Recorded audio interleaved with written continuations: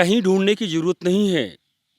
हमारे जो धर्म ग्रंथ हैं, हर ग्रंथ में लिखा हुआ है, ईश्वर अंश जीव अविनाशी, जड़ चेतन अमल सहज सुख राशि, ईश्वर जीव कुछ नहीं भेदा। हमें संसार में ढूंढने की जरूरत नहीं है, हमें खुद के अंदर ढूंढने की जरूरत है कि हम कौन हैं। पैदा होने के पहले इस संसार में नहीं थे, मरने के बाद नहीं रहेंगे, और ये निश्चित तत्व है कि एक दिन हमारे शरीर से प्राण निकल जाएंगे और ये शरीर आपका पड़ा रहेगा। तो संसार में क्यों खोजते हैं? खुद के अंदर खोजिए कि आप कौन हैं। जब खुद के अंदर खोजेंगे तो आपको ज्ञान प्राप्त होगा। उस ग्रंथ में लिखा हुआ है कि 1500 प्रकार के विमान बनाने की विद्या ऋषि भरद्वाज जी के पास थी, और एक विमान बनाने के 32 तरीके थे। और वो ग्रंथ दुर्भाग्य से हमारे यहाँ होंगे भी कहीं, जिनके पास होंगे तो हमें देखने के लिए नहीं मिल पाएंगे। और हमारी सरकारें, और वो ग्रंथ सभी संस्कृत में हैं। और दुर्भाग्य ये है कि हमारे देश की सरकारें बहुत कुछती हैं कि भारतीय संस्कृत के लिए, लेकिन आज तक उन ग्रंथों को और संस्कृत भाषा को ही विलुप्त किया जा रहा है। जब हमारी संस्कृत भाषा विलुप्त हो जाएगी, क्या हमारे संस्कार बचेंगे? प्रमुख होती है भाषा। लेकिन मैं जब आज के मनुष्य को देखता हूँ और आज के माता पिता हूँ, तो मुझे 99.99% मनुष्य में ये मिलता है, कोई भी माता पिता प्रथम संस्कार ही नहीं पुत्र का करते। और 99.99% माता पिता ना तो धर्म ग्रंथों का अध्ययन करते हैं, ना ब्रह्मचर्य का पालन करते हैं, ना पुत्र और पुत्री पैदा करते हैं। सिर्फ वो भोग में डूबे हुए हैं, मजा लेते हैं, धोखे से औलाद पैदा हो जाती है। तो जब हमें उन्हें संस्कार ही नहीं दिए गए, हमने बीज पैदा ही नहीं किया उस तरीके का, तो कैसे औलाद आगे पैदा होगी?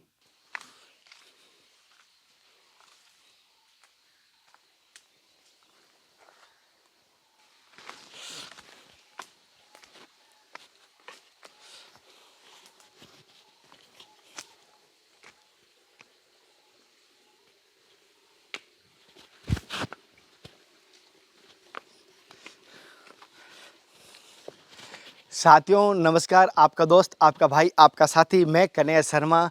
जैसे कि आपको लगातार दिव्य त्यागी तपस्वी संतों के दर्शन करा रहा हूँ, और कोशिश भी कर रहा हूँ, क्योंकि संतों के चरणों का जो दास ठहरा, और मुझे तो संतों के दर्शन की अभिलाषा रहती है। आज मैं आप जिन संतों से दर्शन करा रहा हूँ, वो यहाँ पर ऐसे लोग सभी कह रहे हैं उनको ज्ञानी हैं, और क्या हमें यहाँ तक किसी ने कहा है उनको जाते हुए देखा। उनका स्थान क्या है मुझे पता नहीं, लेकिन इधर जा रहे थे, किसी गाँववासी ने बताया, तो हम भी उनके पीछे पीछे जा रहे हैं पहाड़ के ऊपर। तो देखते हैं, और जब मिलते हैं तो उनसे सत्संग लेते हैं। पहले तो उनके दर्शन करवाता हूँ, फिर उनकी सत्संग लेंगे। आपको धर्म की यात्रा कैसी लग रही है मुझे ज़रूर बताना। मेरी मेहनत कर रहे हैं हम और विष्णु, जो जंगलों में जा रहे हैं, और विष्णु के लिए भी धन्यवाद कहना। अभी तक आपने चैनल को सब्सक्राइब नहीं किया, कर दीजिए। लोग कह रहे हैं कन्हैया अपने सब्सक्राइब बढ़ाने के लिए कह रहा है, हौसला बढ़ाने के लिए कह रहा हूँ। आप समझ पा रहे हो, मुझे हौसला बढ़ाना है। बाकी आपकी इच्छा, हम तो लाएंगे, संतों के दर्शन करवाएंगे। मैं तो जंगल में जाऊंगा। ज़्यादातर लोग एक जगह बैठ के एक ही स्थान पर करते हैं, मैं क्या पूरे भारत में जहाँ जहाँ दिव्य संत है वहाँ जाने की कोशिश करता हूँ। क्या आपको लगता है, माफ़ी चाहता हूँ, एक पोलिंग पूछ रहा हूँ, कमेंट करके आज जब बताओगे, 1 मिनट लूँगा, सुनते जाना। आपने बहुत सारे संतों की वीडियो मैंने भी बनाई हैं, बहुत सारे और भी मेरे भाई बंधु बना रहे, बहनें बना रही है। आपको धर्म की यात्रा, इस कन्हैया दास की यात्रा को लेके क्या कहना है, हमारे और विष्णु की मेहनत को लेके क्या कहना है, ये बताना। हमें क्या सुधार करना चाहिए बता देना, हम अमल करेंगे। आप हमारी कमियां बताया करो, हमारी अच्छाइयाँ बताया करो, जिससे हमारा हौसला बढ़े, हमारे निखार आए।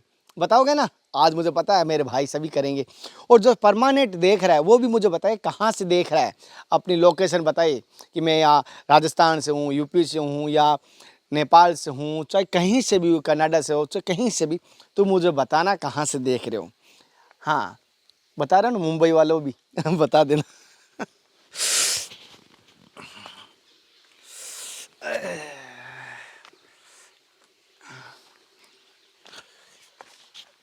विष्णु इधर ही गए थे महाराज जी तो।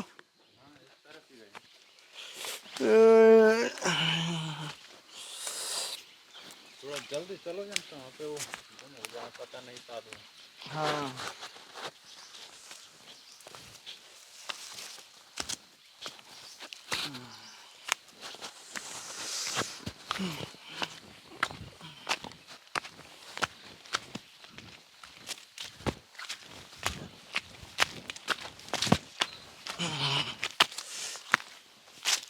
साथियों देख रहे हो जंगल में किस प्रकार बंदर है, और देख रहे हो लंगूर है, सॉरी बंदर क्या लंगूर है।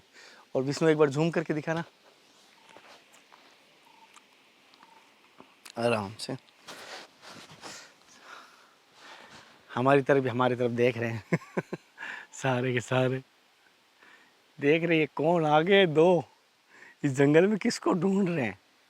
और हम तो आपको पता है संतों को ढूंढ रहे हैं। ये हमारे हनुमान जी की सेना है। पहले तो महाराज जी मेरी तरफ से देखने वाले समस्त भक्तों की तरफ से आपके चरणों में साक्षात दंडवत प्रणाम। सभी जनता जनार्दन को प्रणाम। पहले तो महाराज जी आपका शुभ नाम। मेरा नाम कमलेन सिंह बघेल है और मैं बचपन से ही करीब 9 वर्ष की उम्र में आ चुका था यहाँ। और बीच बीच में मेरे माता पिता हैं जो मेरे लिए साक्षात परमेश्वर हैं, तो उनके दर्शन करने के लिए जाता हूँ।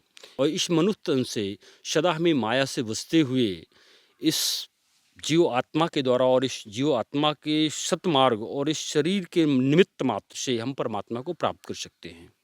अच्छा महाराज जी, जैसे कि आज के समय में देख रहा हूँ कि बहुत कम हमें संतों के दर्शन होते हैं। कि जैसे हम बहुत सारे भ्रमण करने के बाद 200-300 किलोमीटर जंगल के अंदर ढूंढते हैं, नदियाँ पार करने के बाद, नालों को पार करने के बाद कहीं जाके एक दिव्य संत के दर्शन होते हैं।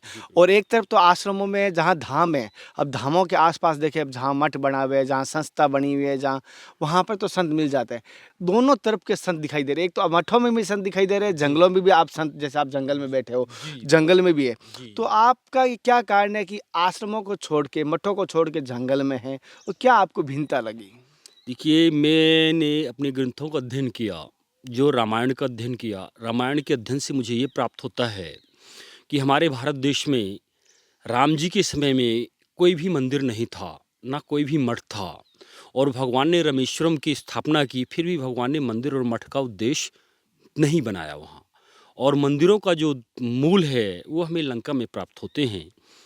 ये प्राप्त लंका में रामायण में आता है, मंदिर मंदिर पितृशोधा, देखे जहाँ था अग्नि जोधा। और जो हमारे यहाँ मठ मंदिर बनाए गए थे, इनका मूल उद्देश्य था भारतीय संस्कृति, संस्कार और भारतीय संस्कृति की रक्षा करना और उसे जन जन तक और पूरे विश्व तक पहुँचाना। लेकिन मैं वर्तमान परिस्थिति में ये देखता हूँ कि मठों और मंदिरों का जो उद्देश्य हुआ, वो मूल उद्देश्यों से पूर्ण रूपेण से भटक चुके हैं। बची संतों की, तो संत न बनाने से बनता है, न पैदा करने से। मूल इसमें हमारे एक जो हमारे हिंदू धर्म के सनातन संस्कार हैं। प्रथम संस्कार है बीज रोपण। बीज रोपण संस्कार, जैसे प्रकृति में जीव जंतु पशु पक्षी एक समय निर्धारित है सभी के लिए, सभी जीवों के लिए, कि ये इस समय ही फल देंगे, इस समय ही क्रिया करके इनके बीज उत्पन्न होंगे। लेकिन मैं जब आज के मनुष्य को देखता हूँ और आज के माता पिता हूँ, तो मुझे 99.99% मनुष्य में ये मिलता है, कोई भी माता पिता प्रथम संस्कार ही नहीं पुत्र का करते। और 99.99% माता पिता ना तो धर्म ग्रंथों का अध्ययन करते हैं, ना ब्रह्मचर्य का पालन करते हैं, ना पुत्र और पुत्री पैदा करते हैं। सिर्फ वो भोग में डूबे हुए हैं, मजा लेते हैं, धोखे से औलाद पैदा हो जाती है। तो जब हमें उन्हें संस्कार ही नहीं दिए गए, हमने बीज पैदा ही नहीं किया उस तरीके का, तो कैसे औलाद आगे पैदा होगी? तो महाराज जी, जैसे आपने बात तो सटीक कह रहे हो, और हमारी नवयुवक है जो नवविवाहित है या जो विवाहित अभी कर रहे हैं, उनके भी सोच रहे, प्लान कर रहे हैं, तो मैं आपसे जानना चाहता हूँ, तो उनको क्या नियम है? जैसे अगर देखिए, हाँ पहला नियम है, जब मनुष्य, हमारी जो भारतीय सनातन संस्कृति है, जब बच्चा जन्म लेता है, जन्म लेने के बाद से या जन्म लेने के पहले शुरुआत होती है बीज रोपण से। जब किसी पौधे को लगाया जाता है, चाहे मनुष्य रूपी हो या पशु किसी रूप में भी जो बीज डाला जाता है, तो हमें जैसे खेत की तैयारी करते हैं कि हमें खेत अच्छा से अच्छे बीज डालना है, ठीक उसी प्रकार से नवयुवक और नव माता पिता को पूर्ण रूपेण से ब्रह्मचर्य का पालन करते हुए और पति पत्नी के साथ भी रहते हुए भी उस तरीके से पालन करना है, जैसे हमारे पशु पक्षी और जीव जंतु पति पत्नी के साथ भी भोग में लिप्त नहीं रहते, भोग में वो लिप्त नहीं होते हैं। और एक समय निर्धारित है, जैसे जन्म के बाद से मरण तक के लिए सबके लिए मुहूर्त है, ठीक उसी प्रकार से बीज रोपण के लिए, जिसे परागन भी कहा गया है, बीज रोपण भी कहा गया है, उस संस्कार के तहत बीज रोपण समय निर्धारित और मुहूर्त में करने से और शुभ संकल्प के साथ करने से ही उस तरीके का पुत्र पैदा होगा। जैसे हमारे महाभारत काल में अभिमन्यु को गर्भ शिक्षा, तो शायद गर्भ शिक्षा आज तो कोई देता नहीं है। वो तीसरा तीसरा संस्कार है।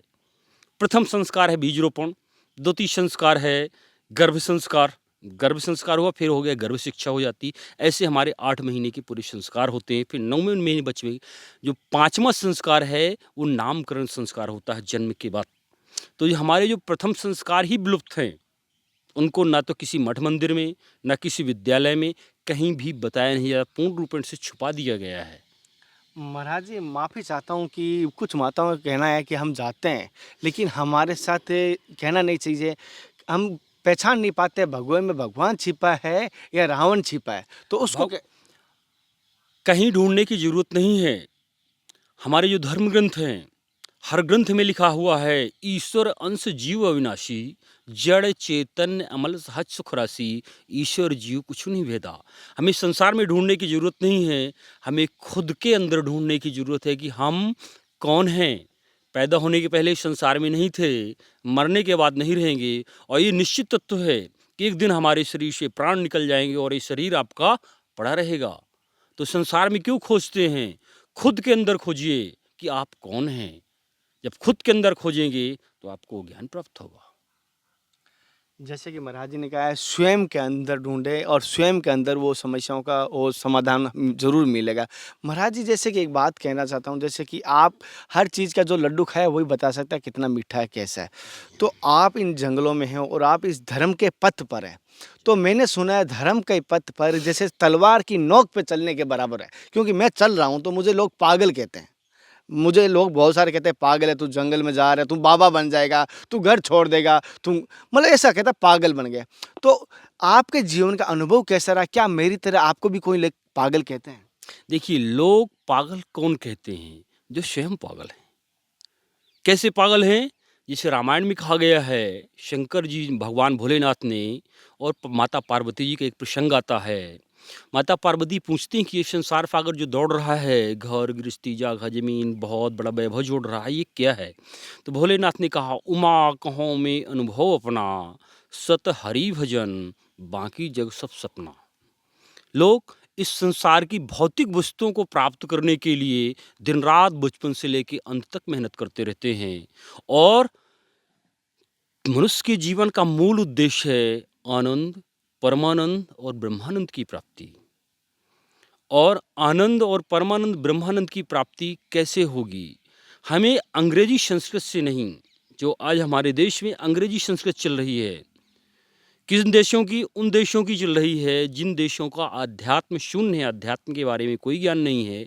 उन्हें सिर्फ भौतिक वस्तुओं में, भौतिक वस्तुओं को जितने साधन से जितनी अधिक से अधिक साधन जोड़ लिए जाएं, अपने शरीर के लिए जितनी अच्छी व्यवस्थाएं बना ली जाए, उसी में वो मज़ा लेते हैं।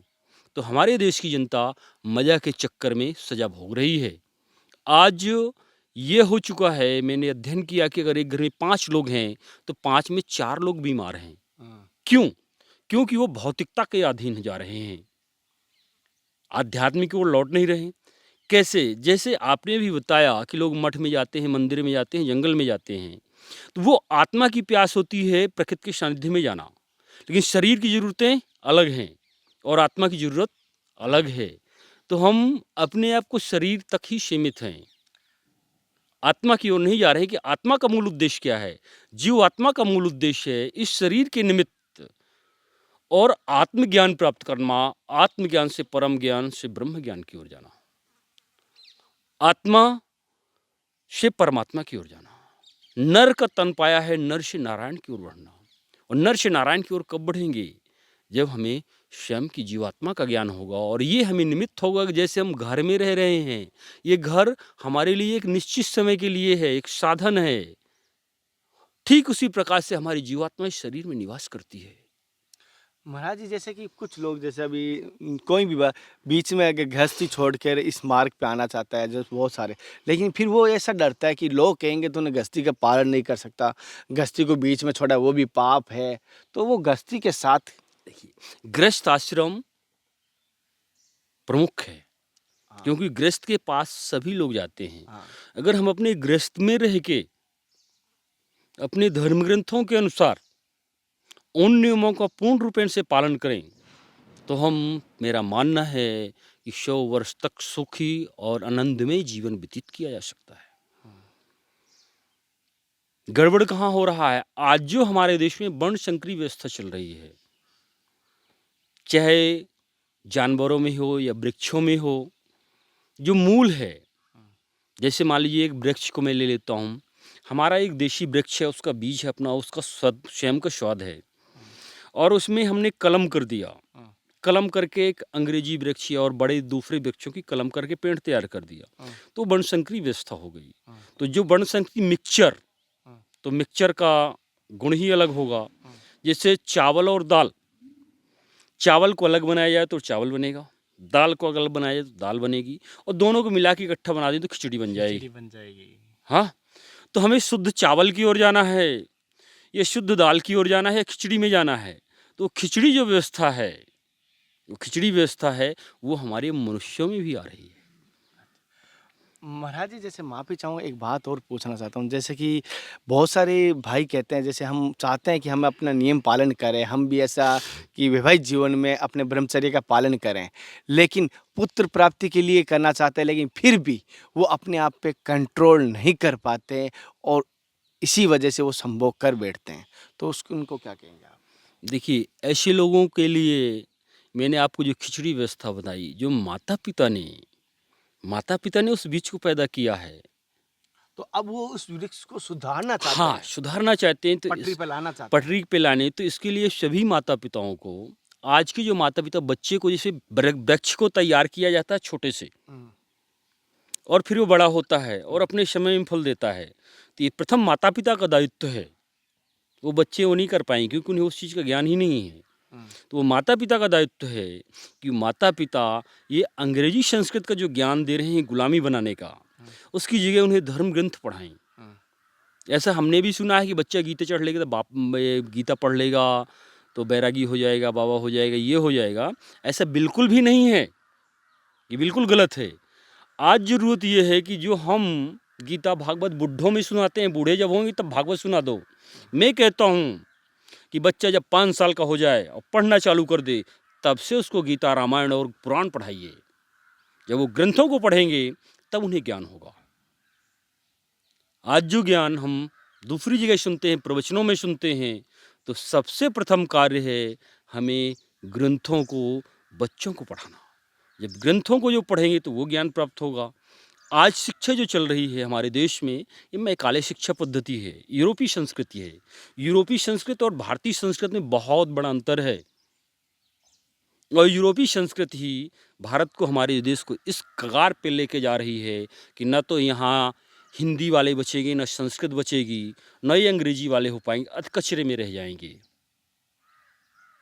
चाहे किसी भी ज्ञान के विषय में हो, मैं एक उदाहरण देता हूँ आपको। हमने रामायण में पढ़ा, चलत विमान कोलाहल हुई जय रघुवीर कहा सब कोई, कि हमारे यहाँ विमान थे, उड़ते थे, अस्त्र शस्त्र थे। ऋषि लोग समुद्र को पानी इसकी तरह पी जाते थे, वर्षा करवा देते थे, आग लग जाती थी। तो मैंने इन पे खोजा, क्या ऐसे कुछ ग्रंथ हैं? तो जब ग्रंथों में किया, आज भी हमारी सरकारें विदेशों से विदेशी कंपनियों को बुला रही कि आप हमारे यहाँ विमान बनाओ या कुछ भी बनाओ। तो मुझे एक ग्रंथ मिला है ऋषि भरद्वाज का, जिस ग्रंथ का नाम है ऋषि भरद्वाज कृत बृहद विमानन शास्त्र। उस ग्रंथ को मैंने पढ़ा, पूरी प्रति नहीं मिल पाई, कुछ पन्ने ही मिल पाए हैं। उस ग्रंथ में लिखा हुआ है कि 1500 प्रकार के विमान बनाने की विद्या ऋषि भरद्वाज जी के पास थी, और एक विमान बनाने के 32 तरीके थे। और वो ग्रंथ दुर्भाग्य से हमारे यहाँ होंगे भी कहीं, जिनके पास होंगे तो हमें देखने के लिए नहीं मिल पाएंगे। और हमारी सरकारें, और वो ग्रंथ सभी संस्कृत में हैं। और दुर्भाग्य ये है कि हमारे देश की सरकारें बहुत कुछती हैं कि भारतीय संस्कृत के लिए, लेकिन आज तक उन ग्रंथों को और संस्कृत भाषा को ही विलुप्त किया जा रहा है। जब हमारी संस्कृत भाषा विलुप्त हो जाएगी, क्या हमारे संस्कार बचेंगे? प्रमुख होती है भाषा। मेरा मानना है कि जो काम अंग्रेज 250 वर्ष में नहीं कर पाए, जो काम 700 वर्ष में मुसलमान नहीं कर पाए, वो काम 70 साल में हमारे देश की इस प्रजातांत्रिक सरकारों ने कर दिया।